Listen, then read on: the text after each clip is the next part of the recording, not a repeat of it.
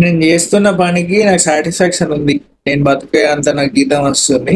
కానీ ఒకటే ఒక డిస్సాటిస్ఫాక్షన్ ఏంది అని అంటే, కొంతమంది అబ్బాయిలు వాళ్ళ అమ్మ నాన్నలు ఏం చెప్పుకుంటారు, అరే మావాడు సాఫ్ట్వేర్ చేస్తాడు, మావాడు గవర్నమెంట్ జాబ్ చేస్తాడు అని చెప్పుకుంటారు.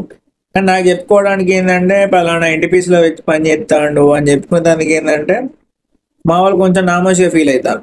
అందరు ఏంటంటే చదివినోడు చదవనోడు అందరు ఎన్టీపీసీలో జాబ్ చేస్తున్నారు, అందరు చేసేది లేబర్ పని. రోజుకు ఒక 500 600 వస్తుంది.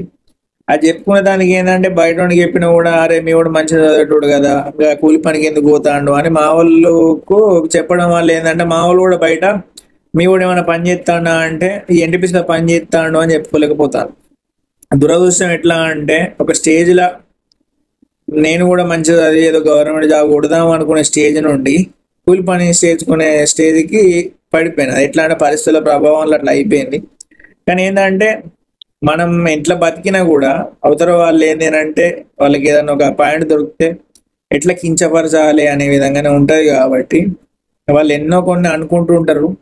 నువ్వేంటి అంటే నీ ఇంట్లో సర్దుబాటు చెప్పుకోవాలి. లాస్ట్కి నువ్వు నీ కుటుంబం తప్ప ఎవడు నీ దగ్గరికి రాడు.